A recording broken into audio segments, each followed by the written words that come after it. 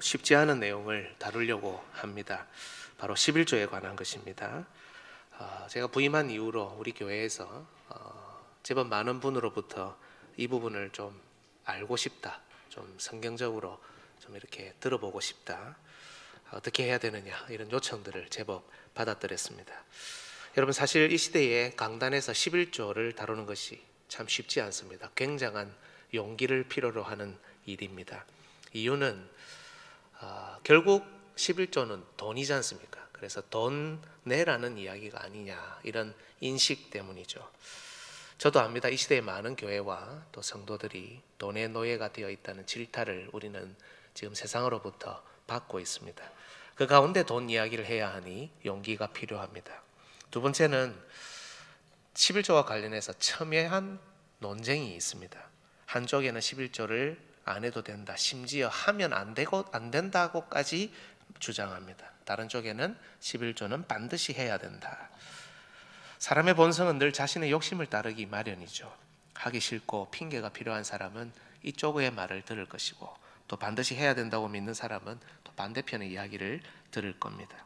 이런 가운데 우리가 믿는 바가 무엇인지 논쟁하고 설득하는 과정이 부담스러운 것도 사실입니다. 그래서 용기가 필요합니다.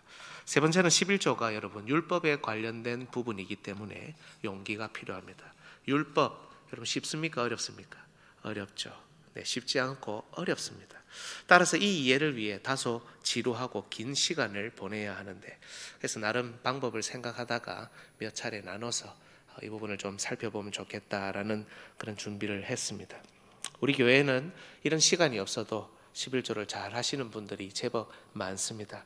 이런 시간이 필요한, 고민하는 이런 분들, 그리고 동의하지 못하는 성도들을 위해서 잘 하시는 분들은 조금 인내해 주시면 좋겠습니다. 저는 개인적으로 말씀을 묵상하여 전하는 그런 도구입니다. 목사입니다. 하나님 말씀 앞에서 저 나름대로 정리하고 또 결론 내린 답을 가지고 있습니다. 꽤 많은 자료들을 보았고 또 연구하고 또 묵상했고 동료들과도 치열하게 논쟁하고 대화를 나눴습니다. 오해를 줄이기 위해 결론을 먼저 제시하고 갈까도 생각을 했는데, 그냥 성령 하나님의 인도하심, 말씀의 힘을 믿고 또 그렇게 나아가기로 했습니다. 하나하나 단계를 밟으면서 2, 3주 정도 같이 길을 걸어보시면 좋겠습니다. 먼저 여러분 11조를 두고 일어나는 첨예한 주장, 논쟁을 한번 살펴볼 필요가 있습니다. 크게 세 가지가 있는데요. 첫 번째는 11조 안 해도 된다. 심지어 이렇게까지 주장합니다. 11조 하면 안 된다. 이건 악이다. 이렇게 주장을 합니다. 이렇게 주장하는 이유가 여러분 있는데요. 첫 번째는 11조라는 용어가 잘못됐다는 겁니다. 두 번째는 보통 교회에서 11조를 헌금을 성도의 의무로 규정하고 있는데, 이 의무화된 규정, 이 강제성이 들어간 이 내용이 잘못됐다는 겁니다. 이렇게 주장하는 근거는 여러분 11조가 율법이라는 것에 있습니다. 구약에는 명확하게 11조 규례, 11조 율법이 있죠. 그죠?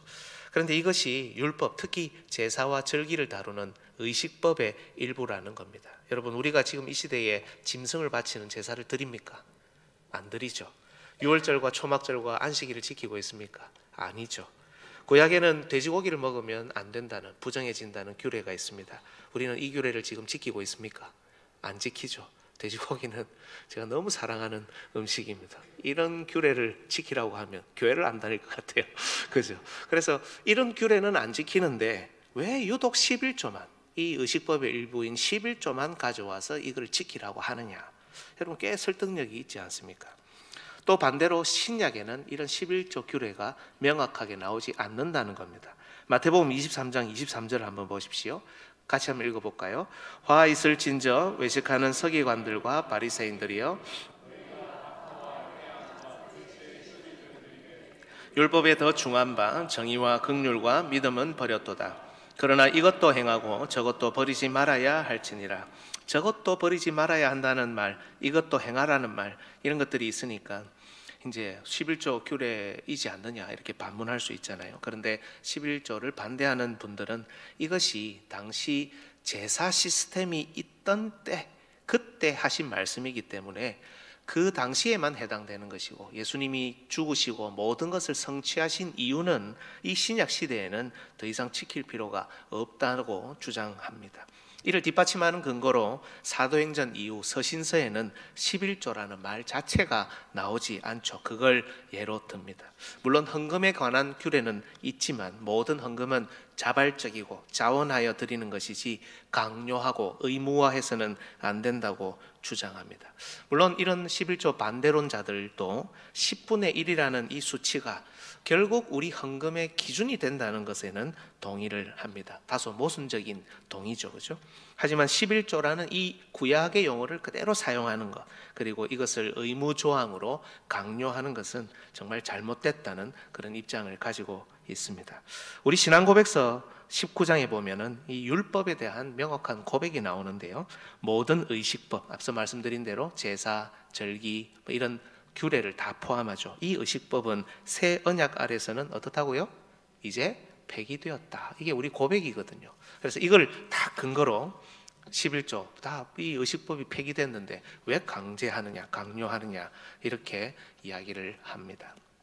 사실 이분들이 이런 주장을 하게 된 배경에는 11조를 반드시 해야 된다고 그간 가르쳐 왔던 그 가르침에 대한 불신이 자리 잡고 있습니다. 그 기존의 가르침이 어떤 형식이었습니까? 첫 번째는 11조를 복과 연결해서, 지나치게 복과 연결해서 강조한다는 것. 11조 하면 복 받고 11조 하지 않으면 뭐 이렇게 되고 하는 내용이라는 겁니다. 말라기 3장을 주로 많이 언급하는데요. 온전한 11조가 나오잖아요. 그래서 정확하게 11조 해야 된다. 그래야 복을 받는다. 그렇게 하지 않으면 어때 뭐 구멍이 빠지고 뭐 전대가 빠지고 뭐 이렇게 하면서 막 이야기를 하죠. 그 본문에 하나님께서 복을 쌓을 곳이 없도록 붙지 아니하나 보라 하는 이 말씀을 가지고 11조를 온전하게 반드시 정확하게 해야 복을 받는다고 가르친다는 겁니다. 구약의 의식법은 폐기되었고 신약에는 11조라는 말이 안 나오는데 이런 가르침으로 성도들의 양심을 그간 속박해서 돈을 바치게 만들어 왔다. 여기에 대한 불신이 있습니다. 그러면서 여러분 기존의 가르침을 보면 우리 교회에서 그렇게 했다는 게 아니고요. 록펠러 같은 유명한 사업가 이야기를 예로 들면서 실제로는 록펠러가 뭐 부정과 부패한 부분들이 많다고 파헤쳐져 있는 인물이잖아요. 그런데 이제 이런 사업가를 예를 들어서 11조를 온전하게 했더니 복을 받았고 큰 부자가 되었다. 이런 것을 증거로 11조를 강요하고 설명하고 했던 그 가르침의 불신을 가지고 있다는 겁니다. 두 번째는 11조를 강조하는 교회 중에 대형 교회가 많다는 거예요. 대형 교회는 재정이 넘쳐나는데 여전히 11조를 강조해서 그것으로 자신들의 힘, 자신들의 권력으로 삼고 세습과 같은 부를 축적하고 누리는 모습이 만연해 있다는 겁니다. 세 번째, 여기 이런 논쟁에 기름을 끼얹은 사건이 하나 있는데 합동교단이 지난 2014년 10년 전의 일이죠. 교단 헌법을 개정하면서 11조를 6개월간 하지 않으면 교인의 권리를 박탈한다라는 수정을 하려고 했던 사건입니다. 정말 여러분 난리 났었습니다. 교회가 타락했다. 11조를 가난해서 11조를 하지 못하면 교회를 다니지 말라는 말이냐. 만몬을 숭배한다. 험한 이야기들이 들끓었고 결국 이런 비난과 반대 여론 때문에 합동교단은 이 부분을 개정하지 않고 그대로 가져가기로 결정을 했습니다. 이런 기존에 가르쳤던 행태에 대한 불신 때문에 이런 11조 반대하는 내용들을 더 세밀하게 살펴서 성경을 근거로 신앙 고백을 근거로 가지고 나온 것이 아닌가 저는 그렇게 생각합니다. 그러면 여러분 이렇게 11조를 반대하는 분들은 헌금에 대해서는 어떻게 생각할까? 제가 모든 주관적인 생각을 다 내려놓고 객관적으로 보려고 굉장히 노력을 많이 했더랬습니다. 제가 볼 때 표면적으로는 헌금에 관한 생각이 이분들도 건전해 보입니다. 예수 그리스도께서 성취하신 이 새 언약 시대, 이 신약 시대의 헌금은 10분의 1에 매여 있는 수준이 아니라 더 할 수 있고 또 더 많이 해도 된다는 그런 입장을 가지고 있습니다. 이런 주장은 우리에게서도 충분히 나오는 그런 성경적인 내용이죠. 다만 10분의 1이라는 이 의무 조항, 11조라는 규정된 이 규정이 문제라는 겁니다.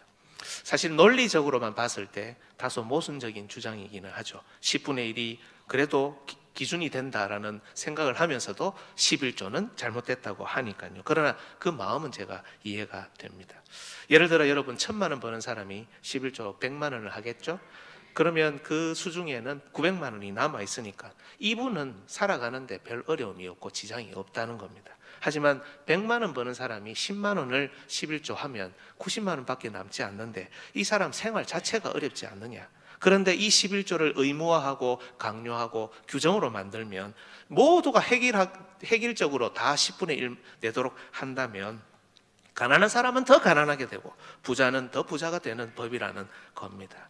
구약의 11조는 경제적인 약자들을 위해서 사용되기도 했는데요. 되는 부분이 있었는데요. 이 시대 교회가 11조를 가지고 가난한 자를 더 괴롭히는 획일화된 법으로 사용하면 되겠냐 하는 게 그들의 주장입니다. 꽤 설득력이 있죠. 이해가 되고요. 반대로 11조를 반드시 해야 된다는 주장이 또 있습니다. 이렇게 주장하는 근거로는 여러분 성경의 11조 규례가 명확하게 나온다는 겁니다. 사실 11조는 이 모세의 율법에 처음 등장하는 게 아니죠. 성경의 11조가 가장 먼저 등장했을 때가 아브라함 때입니다. 아브라함이 멜기세덱에게 바치고 그리고 그 이후에 야곱이 베델에서 서원하면서 하나님 나를 돌아오게 하시면 내 소득의 10분의 1을 하나님께 드리겠습니다 하는 내용이 나오죠. 율법 시대 이전이라는 겁니다. 율법 시대 이전에도 소득의 10분의 1을 드렸기 때문에 이것은 율법에 매여 있는 것이 아니라 창조의 원리에 매여 있는 것이다. 여러분 이 주장도 설득력이 있지 않습니까? 그런데 여러분 몇 가지 점에서 허점이 있기는 합니다. 번제와 같은 제사도 여러분 율법 레위기에 처음으로 등장한 게 아니거든요. 율법에 명시되기 전에도 아벨, 노아, 아브라함 같은 믿음의 조상에 의해서 번제가 드려졌습니다. 그러니까 이것도 그렇다면 오늘날 창조 원리로 우리가 받아야 되지 않느냐 하는 반론이 나올 수가 있는 거죠. 또 이런 주장을 하시는 분들이 거의 율법의 문제를 다루지 않습니다. 어떻게 율법을 우리가 이해하고 사용해야 하는가 문제를 다루지 않고 봐라 율법의 규정이 나오니까 반드시 11조를 드려야지 이렇게만 한다는 겁니다. 그게 허점이라는 겁니다. 율법이 오늘 이 시대에도 유효하냐 하지 않느냐는 문제를 여러분 제대로 다루지 않으면 이런 11조를 반드시 해야 된다는 주장은 우리 젊은 세대에는 여러분 설득하기가 어렵습니다. 그래서 오늘 11조 첫 번째 시간에 제가 11조 자체를 먼저 다루기보다는 율법의 문제를 다루려고 하는 이유가 바로 여기에 있습니다. 11조를 반드시 해야 된다고 주장하는 분들의 두 번째 근거는 앞서 읽었던 마태복음 23장 23절입니다. 다시 한번 보시겠습니까? 화 있을지인저 외식하는 서기관들과 바리새인들이여 너희가 박하와 회양과 근체의 11조는 들이되 율법에 더 중한 바 정의와 긍휼과 믿음은 버렸도다. 그러니까 외식적으로 외형은 있는데 율법이 더 강조하는 정의와 긍휼, 사랑, 믿음은 버리고 행위만 남았다. 이걸 질타하는 거잖아요. 이 버렸다라는 단어가 과거형입니다. 그러나 이것도 행하고 이것도 과거형입니다. 그래서 이것은 11조를 말하는 게 아니라 앞에 있는 정의와 긍휼과 믿음을 지키는 것 이것을 가리키고 그 다음에 저것도 버리지 말아야 한다. 이게 그 멀리 있는 문맥상 멀리 있는 11조를 의미하죠. 이게 현재형으로 기록이 되어 있다는 겁니다. 현재형 명령형으로 버젓이 기록되어 있는데 예수님이 십자가에서 죽으시자 이거는 더 이상 효력이 없다라고 주장하는 게 사실은 어불성설이라는 겁니다. 그렇다면 율법에 더 중한 믿음과 정의와 긍휼 이것도 지키지 말아야 되느냐 이런 질문이 나올 수 있지 않느냐 하는 게 이분들의 주장입니다. 제법 탄탄한 설득력을 가지고 있죠. 하지만 여러분 이것을 근거로 11조와 복을 지나치게 연결해서 강조하고 록펠러와 같은 사람을 이용해서 성도들에게 그 마음을 불러일으키려고 했던 이 내용이 오히려 역효과를 많이 낳았다라고 평가할 수 있습니다. 특히 여러분 성경을 문자 그대로 지키려고 하는 문자주의로 문자 그대로 지키는 건 좋은 겁니다. 그러나 문자주의 문자에 딱 매여가지고 이걸 안 하면 안 돼 하는 그건 잘못된 부분이 많은데요. 이런 이단들이 있습니다. 그러다 보니까 이 이단들은 안식교 같은 이단들은 11조를 정확하게 하거든요. 이런 부분들이 오히려 11조를 해야 된다고 말하는 것에 반대급부로 작용하는 경우가 많습니다. 세 번째 견해가 있는데요. 조금 온건한 견해입니다. 11조는 폐지된 규례다. 그래서 성경적인 것은 아니지만 교회를 유지하는 좋은 전통이니 지키는 것이 좋다는 그런 온건한 입장입니다. 이렇게 주장하는 분들은 의식법, 제사법이 폐기됐다는 것에 동의합니다. 사실 11조는 여러분 돈과 이 재물에 대한 부분이라기보다는 장자규례, 초태생규례와 맞물려 있습니다. 잠자는 자들의 첫 열매가 누구십니까? 예수님이잖아요. 잠자는 자들의 장자, 첫 열매, 초태생으로 오신 분이 예수님이기 때문에 예수님을 가리키는 규례다. 11조는 예수님이 성취하셨고 예수님이 바로 하나님의 전부시기 때문에 이제는 이것이 성취되어서 더 이상 지킬 필요가 없다라는 것에 동의를 합니다. 1번 견해를 받아들이는 거죠. 하지만, 그래서 이걸 지킬 필요 없지만, 성경적이지는 않지만 교회를 유지하고 사역자들의 생활비를 책임지고 어려운 이웃을 구제하기 위해 이 11조, 역사적으로 지켜온 11조라는 좋은 전통을 계속 이어가는 것이 바람직하다라는 주장입니다. 요약하면 11조는 성경적이지는 않지만 좋은 전통이니까 지키는 것이 좋다, 이렇게 하는 것이죠. 이 주장도 여러분 찝찝함이 그대로 남아 있습니다. 성경적이지 않은데 좋은 전통이니까 지켜야 된다. 여러분 어떻게 생각하십니까?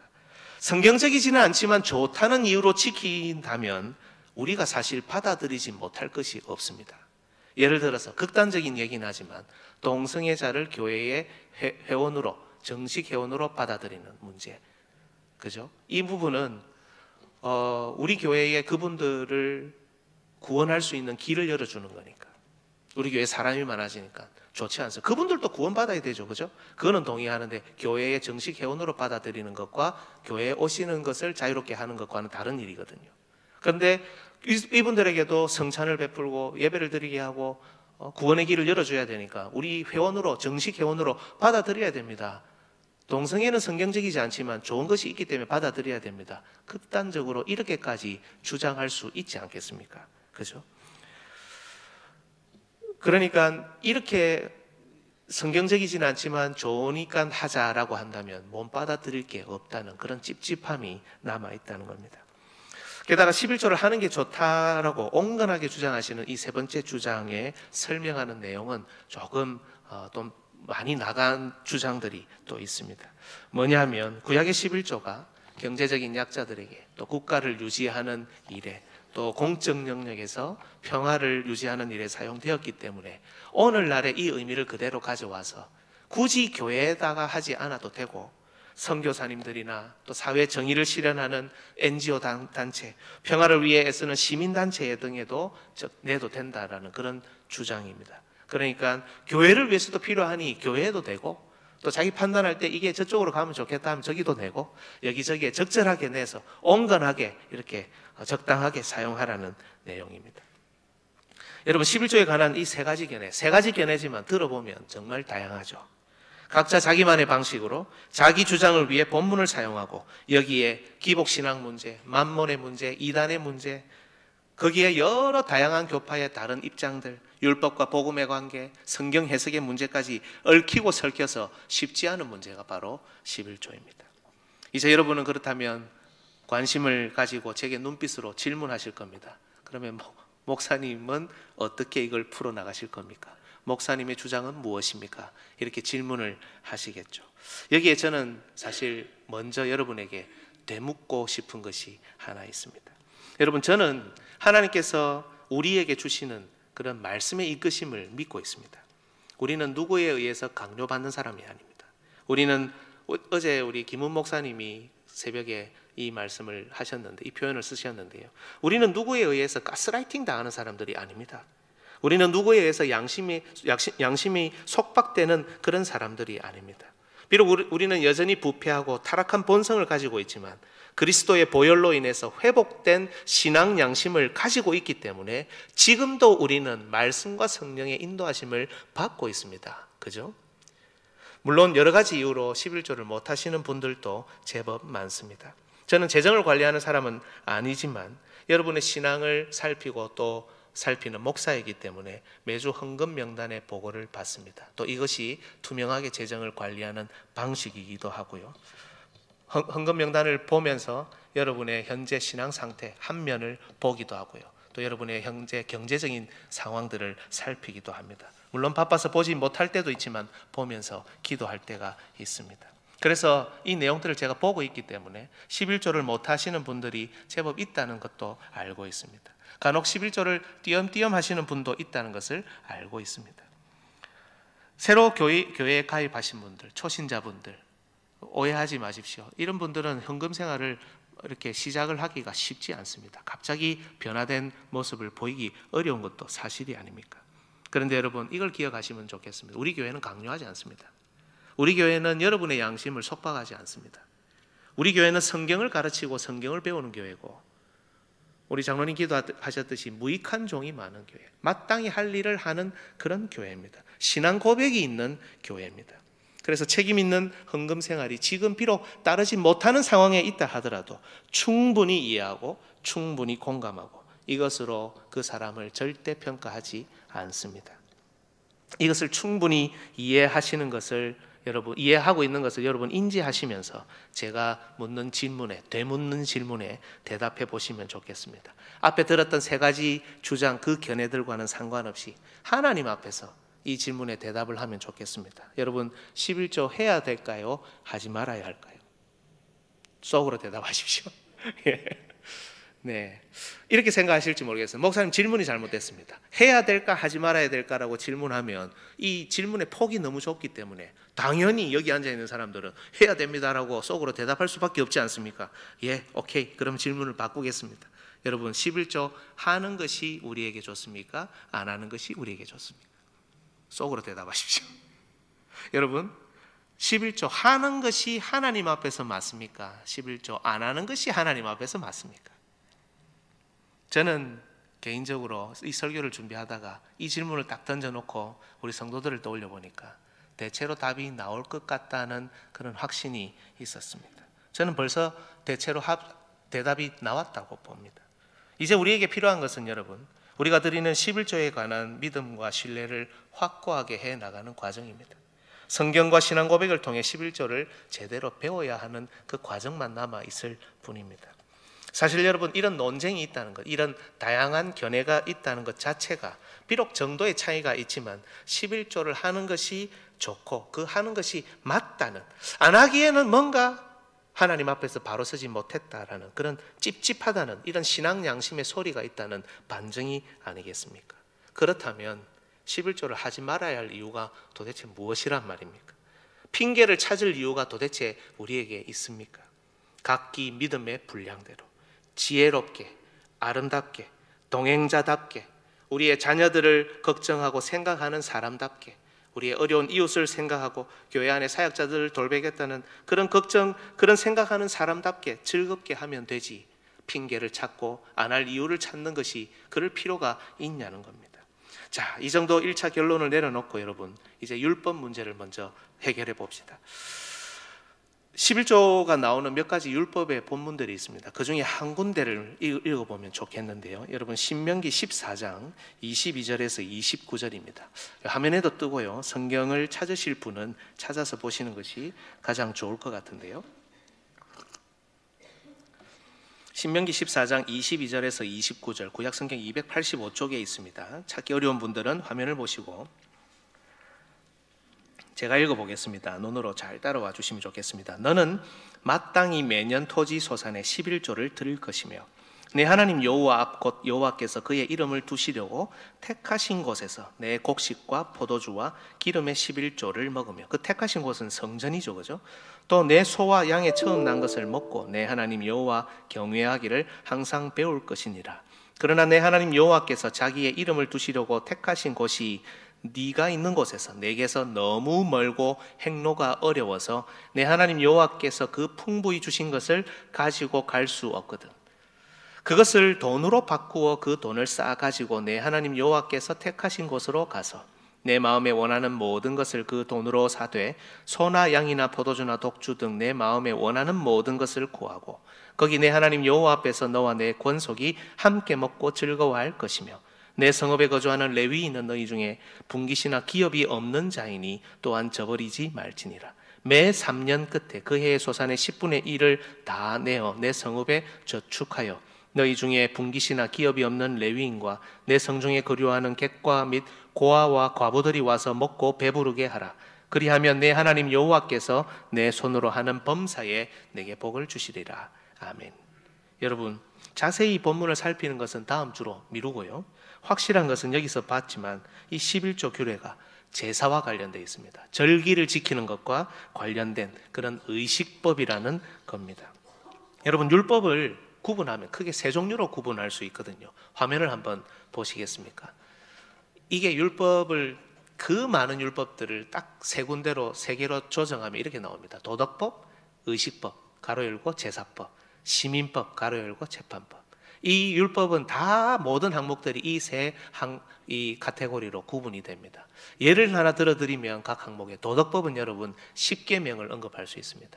도덕적인, 이게 뭐 사실은 윤리 도덕할 때 그 도덕은 아니지만 도덕적인 부분들을 다루는 보편적인 법이라는 겁니다. 그리고 제사법은 제사, 절기, 결례, 뭐 할례, 뭐 이런 모든 것들이 여기에 결부되어 있죠. 재판법은 뭐 여러 재판 내용들이 구약 성경에 나오긴 합니다만, 대표적으로 예를 들면 눈에는 눈, 이에는 이. 눈을 상하게 하면 눈으로 갚고, 이를 상하게 하면 이로 갚고 하는 그런 재판법이죠. 그런데 질문은 이 율법들이 오늘날에도 유효하냐라는 겁니다. 11조가 의식법 두 번째에 해당되기 때문에 유효하다면 오늘날에 유효한 거고, 유효하지 않다면 버려야 되니까요. 이 질문이 가장 중요합니다. 제일 먼저 살폈던 도덕법, 우리 10계명을 예배 시간에도 언급하죠. 신약에도 보면 이 10계명에 근거한 언급들이 많이 나옵니다. 살인하지 말라, 간음하지 말라, 도둑질하지 말라, 거짓 증거하지 말라. 이걸 금하는 것은 사실 사회와 국가를 유지하는 일에도 필수적입니다. 그래서 이 도덕법은 이 시대에 여전히 유효한 것으로 받아들입니다. 그래서 우리가 10계명을 낭독하는 겁니다. 구약 율법에 있는 이 10계명을 말입니다. 문제는 두 번째 제사법, 세 번째 재판법입니다. 오늘날에는 여러분, 눈에는 눈, 이에는 이 이렇게 대응하지 않죠. 그렇게 하면 큰일 납니다. 네가 나의 이를 상하게 해서 나도 네 이를 부러뜨리겠다 하면 어떻게 됩니까? 잡혀 들어갑니다. 세상법도 사사로운 복수를 금하죠. 게다가 제사와 절기 우리는 전혀 지키지 않습니다. 예수님이 성취하셨기 때문이고, 앞서 살폈던 대로 그래서 신앙고백서가 이런 의식법, 재판법들이 이제는 폐기됐다라고 고백하는 겁니다. 그러면 이제 질문해야 되겠죠. 그러면 이 율법들은 여전히 유효하지 않습니까? 이 질문은 여러분 사실 굉장히 심각한 질문입니다. 구약의 율법이 유효하지 않다는 것은 율법과 선지자 시편으로 대변되는 이 구약을 표현할 때 율법과 선지자 시편입니다 이렇게 표현하거든요. 여기에 율법이라고 들어가 있는 부분이 다수 있는데, 만약 구약 율법이 유효하지 않다면 구약 성경의 다수가 우리에게 필요 없다는 뜻이 되지 않습니까? 따라서 오늘날에도 구약의 율법이 유효한가라는 질문은 오늘날에도 구약이 하나님의 말씀입니까? 라는 질문과 맥을 같이 한다는 겁니다. 결론은 이렇죠. 오늘날에도 이 구약은 하나님의 말씀입니다. 오늘날에도 우리가 유효하다고 믿어야 되고, 그래서 우리가 즐거이 읽고 묵상해야 되는 하나님의 말씀이라는 거죠. 오늘날에도 구약 율법이 우리에게 유효하고 필요하다면 그 이유는 다음과 같습니다. 화면을 한번 보십시오. 이게 이제 율법에 왜 우리에게 필요하냐, 율법의 기능인데요. 세 가지입니다. 첫 번째 같이 읽겠습니다. 시작. 율법은 우리의 죄를 깨닫게. 율법이 왜 필요하냐? 율법이 우리의 죄를 지적하고 깨닫게 하기 때문입니다. 로마서 3장 20절. 그러므로 율법의 행위로 그의 앞에 의롭다 하심을 얻을 육체가 없나니 율법으로는 뭐라고요? 죄를 깨달음이라. 구약의 율법은 여전히 우리의 죄를 깨닫게 합니다. 율법이 있으니까 그게 살인이고 그게 간음이고 그게 도둑질이라는 것을 우리가 알지 않습니까? 그 깨달음을 준다는 겁니다. 눈에는 눈, 이에는 이라는 앞서 제가 말했던 율법을 예로 들어볼까요? 어떤 죄를 깨닫게 합니까? 우리가 얼마나 못됐고 우리가 얼마나 완악하냐면, 상대가 내 눈을 잘못해서 상하게 했는데, 상대가 내 이를 잘못해서 부러뜨렸는데 나는 어떻게까지 할 수 있습니까? 화나니까 상대를 죽일 수도 있는 거예요. 율법의 규정이 없으면 내가 그 규정을 넘어가서 그 사람이 했던 것 이상으로 갚아주는 게 우리의 본성이잖아요.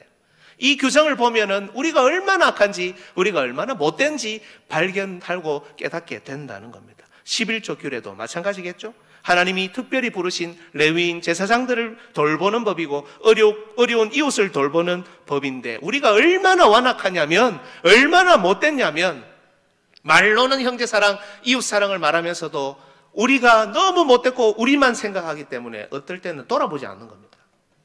이들을 쳐다보지도 않는 겁니다. 그냥 저것들 알아서 살도록 놔두고 우리는 우리의 길을 가고 우리만 잘 먹고 잘 살려고 하는 본성이 있는 존재다는 것이 11조 규례가 우리에게 가장 먼저 보여주는 우리의 죄입니다. 따라서 여러분, 율법은 우리가 얼마나 악한지, 죄로 가득한지를 드러냅니다. 그래서 여러분, 이 율법 아래에서 우리는 정말 피곤합니다. 율법이 우리를 정죄하니까요. 율법을 갖다 대면 죄가 드러나지 않는 게 없습니다. 다 드러납니다. 하나님이 율법으로 우리의 죄를 지적하고 계시기 때문입니다. 결국 이 율법이 우리를 정죄하고 사망의 길로 인도한다는 표현이 그래서 나오는 겁니다. 그런데 여러분, 이 율법이 나쁘거나 악하다는 식으로 말할 수 없습니다. 말하면 안 됩니다. 왜냐? 율법이 우리를 정죄하며 사망에 이르게도 하지만, 만약 우리가 율법 너머에서 죽음을 이기고 돌아오신 예수 그리스도를 우리가 대망할 때, 우리는 사망이 아니라 부활 승리하신 예수 그리스도를 율법을 통해서 만나기 때문입니다. 그게 율법의 두 번째 용법입니다. 같이 읽겠습니다. 시작. 율법은 우리를 그리스도께 인도한다. 그리스도를 율법을 통해서 만나는 겁니다. 갈라디아서 3장 24절 우리 같이 한번 읽겠습니다. 시작.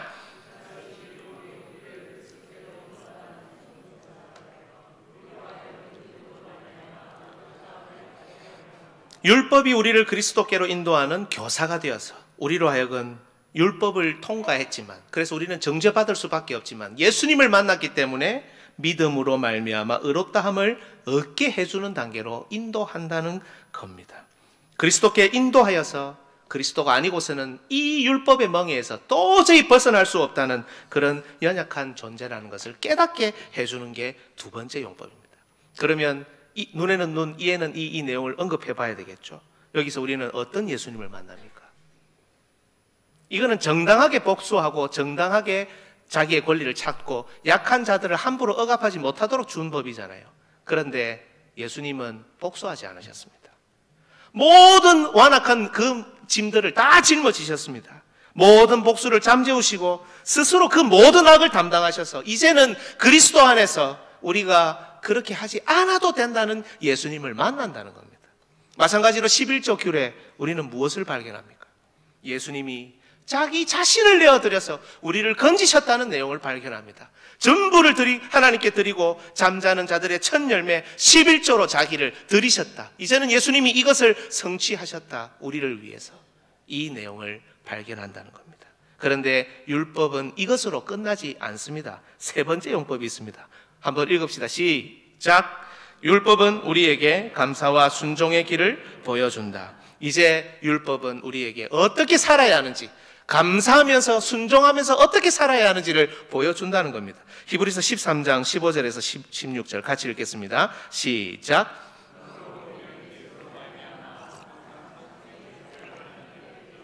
이는 그 이름을 증언하는 입술의 열매니라. 오직 선을 행함과 서로 나누어 주기를 잊지 말라. 하나님은 이 같은 제사를 기뻐하시는.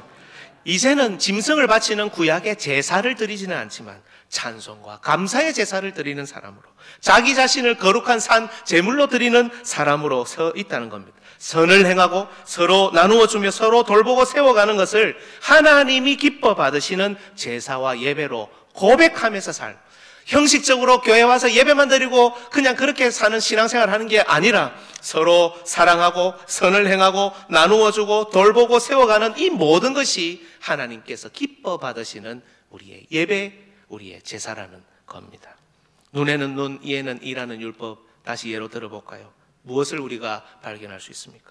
이제 이것을 실천하신 예수님의 뒤를 따라 우리는 이웃을 사랑할 뿐만 아니라 심지어 나에게 해를 끼친 원수까지도 사랑하고 용서할 수 있는 그런 감사와 순종의 단계로 충분히 나아갈 수 있게 되었다는 그 사실을 깨닫습니다. 11조라는 율법을 통해서 이제는 우리가 꼴랑 재물 돈 10분의 1 드리는 정도가 아니라 우리 자신을 하나님께 드리고 하나님께서 필요하다면 우리의 전부까지도 드릴 수 있는 아무것도 나에게 필요 없습니다. 오직 하나님만 나에게 계시면 됩니다. 이런 고백을 할 수 있는 사람이라는 거예요. 하나님의 나라와 그의 의를 위해서, 살아계신 하나님의 교회가 걷는 길을 위해서, 그 속에 있는 하나님의 백성이 서로 돌보고 세우고 아끼고 사랑하기 위해서 우리가 아낌없이 헌신할 수 있는 사람이라는 그런 감사와 순종을 11조 규례를 통해서 배운다는 겁니다. 여러분, 이게 율법이고 이게 하나님의 말씀입니다. 오늘 읽은 우리 본문 고린도후서 6장 16절에서 18절 한번 다시 보실까요? 17절을 보면 좋겠는데요. 그러므로 너희는 그들 중에서 나와서 따로 있고 부정한 것을 만지지 말라. 내가 너희를 영접하여. 여러분, 이 부분은 이사야서를 언급한 겁니다. 인용한 겁니다. 그들 중에서 나와서 따로 있으라. 뭐 때문에 따로 있으라 합니까? 부정한 것을 만지지 말아야 되니까. 정결법에 기초한 겁니다. 제사법, 정결법에 기초한 말씀을 인용합니다. 여러분, 신앙고백서가 따라서 이게 지금 여러분 성경이잖아요. 바울이 정결법을 그대로 가지고 와서 사용하고 있잖아요. 그죠? 따라서 의식법, 제사법, 재판법이 폐지됐다고 말한 것은 문자 그대로의 그 제사, 그 결례를 행할 필요가 없다는 것이지, 이 말씀이 무용지물이고 이 말씀이 이제는 쓰잘데기 없는 버려야 된다는 뜻이 아니라는 겁니다. 사도 바울은 구약의 정결법, 이 깨끗해지는, 부정하지 않는 이 법을 인용해서 당대의 고린도 교회가 정결하지 못하고 자신을 하나님께 드리지 못하는 것을 꾸짖고 있습니다. 새로운 신약의 말씀으로 꾸짖는 게 아니라 구약의 정결법을 가지고 너희들 왜 정결하게 살지 못하느냐, 자신을 하나님께 드리지 못하느냐라고 꾸짖고 있습니다. 여전히 하나님의 말씀으로 사용하고 있습니다. 그래서 18절 제일 마지막에 전능하신 주의 말씀이니라. 그죠? 구약에도 하나님의 백성들이 이렇게 살지 않았느냐? 그리스도 안에서 새 언약의 풍성함을 누리는 너희들이 어찌 정결하지 못하고 죄를 허용하고 그 달콤함에 젖어 있느냐? 이걸 꾸짖는 겁니다. 여러분, 과연 구약의 율법이 우리에게 필요 없습니까? 구약의 율법은 하나님의 말씀이 아닙니까? 구약의 규례로, 율법으로 나오는 11조는 우리에게는 전혀 감동을 주지 못하는, 전혀 영향력을 주지 못하는 그런 악한 규례입니까? 결코 그렇지 않다는 겁니다.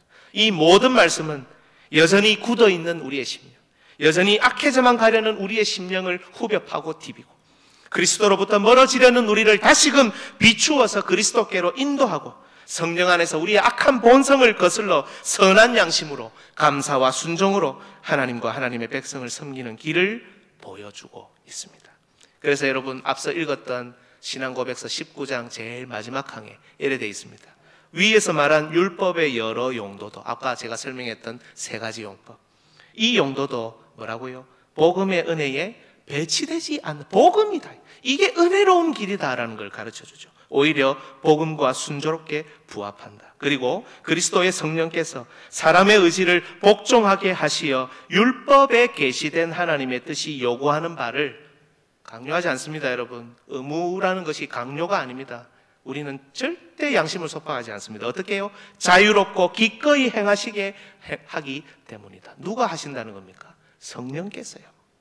성령께서 우리에게 자발적으로 자원하여 자유롭게 기꺼이 행할 수 있도록 그렇게 한다는 겁니다. 여러분, 11조를 해야 되나 말아야 되나? 담배를 펴야 되나 안 펴야 되나? 술을 마셔야 되나 안 마셔야 되나? 우리는 고작 이런 걸로 하나님과 씨름하지 않습니다. 하나님과 그렇게 싸우고 씨름하지 않는다고요. 그리스도 안에서 풍요롭게, 그리스도 안에서 은혜롭게, 그리스도 안에서 정직하고 성실하게, 비록 더딜지라도, 비록 우리는 연약할지라도, 비록 우리의 형편과 상황이 지금 어렵고 힘들어서 우리가 이 일을 감당하지 못한다 하더라도 다시금 마음을 다잡고 다시금 하나님께 굳은 신뢰를 보내며 우리의 인생을, 우리의 전부를 하나님께 맡기며 하나님과 깊이 교제하는 게 말씀 앞에 서 있는 우리라는 겁니다. 11조를 하지 않을 핑계를 찾기에 급급하지 않습니다. 비록 지금 11조를 못할 수 있잖아요. 어려우니까. 제가 여러분 다음 주, 그 다음 주에 설명하려 했는데 제가 11조 하지 말라고 한 사람도 있습니다. 2분 계십니다. 우리 교회에. 그 형편을 보면 11조를 하시는데 받으면 안 되겠더라고요. 아무한테도 이야기 안 했습니다. 장로님들한테도 이야기 안 했어요. 하지 마세요. 괜찮습니다. 지금은 비록 11조를 하지 못하더라도 여러분 아무도 강요하지 않고 비난하지 않습니다. 평생 하지 않더라도 이 강단에서는 비록 여러분 헌금은 성도의 의무입니다. 여러분 헌금을 하셔야 됩니다. 라는 말을 한다 하더라도 아무도 여러분에게 강요하지 않고 비난하지 않습니다. 비록 지금은 11조를 비롯한 헌금 우리가 잘 하지 못할 수 있더라도 다시금 그리스도께로 발걸음을 옮겨가는 게 우리 성도라는 겁니다.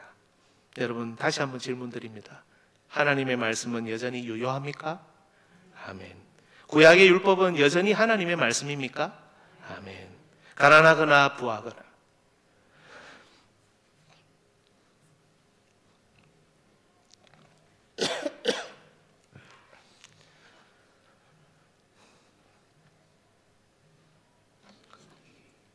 건강하거나 연약하거나 직분자이거나 성도이거나 어른이거나 아이거나 여러분 그 누구라 할지라도 말씀 따라서 용기 내어서 믿음을 따라 살아가는 주의 권속들 되시기를 주님의 이름으로 축복합니다.